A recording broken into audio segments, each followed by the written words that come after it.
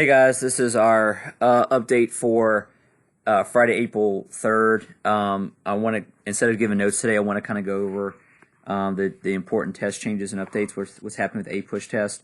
So please kind of follow on the video carefully. We're going to kind of discuss this together on Monday through a Zoom meeting. So anyway, as you might have seen, information's come out about the test now. The test for U.S. history is now going to be May 15th. For Central Time Zone, which is where you live, it's going to be 1 p.m. And so this is going to be a non-negotiable.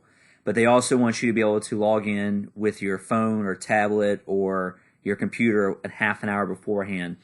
The website also says they're going to post some information about how to best get online with the secure test site beforehand in late April. So just kind of, I'll let you know whenever that happens, but just be kind of a heads up for that. That's kind of the thing too. Now we know the test is on May 15th.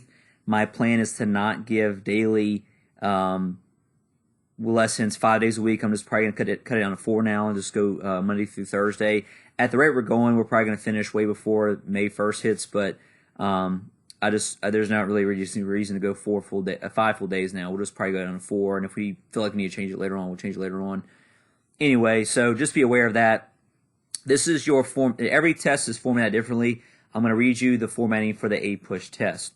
So students will be given a 45-minute test to read and respond to one question, and then will be given 5 minutes to upload their response. So you have 45 minutes to write your response. You can literally just handwrite it on loose leaf paper and then submit it. If you want to use your phone, just submit it using your phone. Take pictures of it, submit it online that way, and it'll come back to the College Board. So you don't have to have a computer if you just want to use a phone and not type it and just handwrite it instead. You only get one question. That's it. One question that gives you 100% of your exam score. They're saying the format's a modified DBQ. Here's the description. This question presents students with 5 historical sources, one of which will be non-text-based source. This question assesses students' ability to respond to the prompt with a historical defensible thesis or claim that establishes a line of reasoning, describe a broader historical context relevant to the prompt, support an argument in response to the prompt using at least 4 documents, so not all 5, just 4. Use at least 2 additional pieces of specific historical evidence beyond that found in the documents relevant to the argument about the prompt. Now, on this note, be aware that they did say in their description they are aware this year that it's going to be a open book test. They don't want you taking it with anybody else, but they are aware this is going to be an open book test. So if you pull up the question and all of a sudden you see it's 1840s reform, or if it's Reconstruction, whatever. If you got to pull in outside sources, go find your notes, find your information, go there very quickly, and so you can throw those pieces of information in to help yourself out.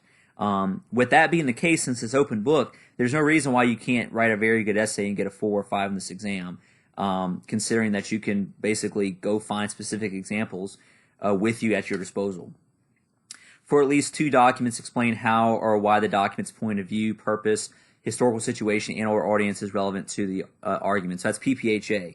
So instead of doing it for 3 documents, they're doing it for 2. As I suggested before, I think you should do it for probably 3 then, not just for 2. But for at least 2 documents, you must address PPHA. You don't have to do one of each. You can just do purpose for each one. It doesn't matter.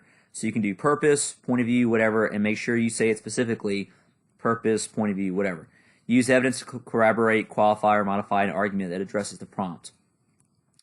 Modified DBQ, the prompt for the 2020 modified DBQ may be derived from any of the units 3 through 7 and will include 5 documents instead of 7. So that's another helpful thing right there. You're not going to have anything that's basically pre-French Indian War. It's just going to be units 3 through 7 this essay is going to be on, that's it. And it'll include only 5 documents, not 7. The rubric will be lightly modified to match the reduced number of documents, awarding 1 point for every 2 documents and an additional point for using 4. An additional point will be awarded for effectively incorporating a second piece of outside knowledge into the argument. Students can earn up to 2 points for sourcing, 1 point per each document. So units eligible are units 1 through 7, but it says right there in the DBQ information that you really should only focus on units 3 through 7. Units 3 through 7 for the College Board, not for our units, but for College Board, are the French Indian War, so right before taxation stuff, right until the end of World War II. So when World War II ends, that's it. That's all you have to know for this test. Units 8 and 9, which are Cold War and modern day stuff, are not included on this test. The makeup date for this is June 3rd. Central Time is 11 a.m. on that day. So the biggest thing I want to tell you is that no matter what grade you had this semester, or what you did this semester, all of you were very well prepared for this. You're going to be able to do this very, very well and get a great score. There's no reason to try to wait, basically blow this off. You've already spent the money. Go ahead and knock this out. This is like a once-in-a-lifetime deal. You get and just have to write one essay to get full credit for your class, and you get it's open notebook. That's amazing. So like you need to take this test. There should be no reason not to take this test. Please make sure that you set yourself up ready. I would have your notes prepared, everything written out as much as you can. If you want to have any of those prints and review sheets out as well too to kind of help yourself, but you gotta have it organized. You only have 45 minutes, which means you have to write your essay and be organized to be able to write it in 45 minutes. So if you want to have any notes out to be able to look it up, that always be like laid out nearby you as accessible as possible. We're going to discuss this more on Monday, but my plan is from now on just to do Monday through Thursday notes, and that's it.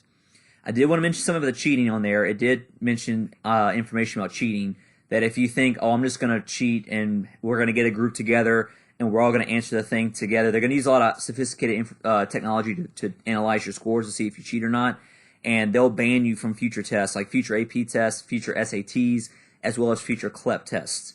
So any kind of those tests that you want to take in the future, they can ban you from if you don't do this the right way. So please make sure you take this seriously.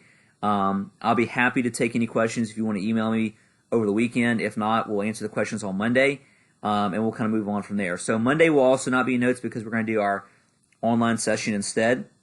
But if you have any questions, please let me know. Please have questions ready for me on Monday as well too. Hope to see you all again soon. Can't wait to see you on Monday. Y'all have a great weekend.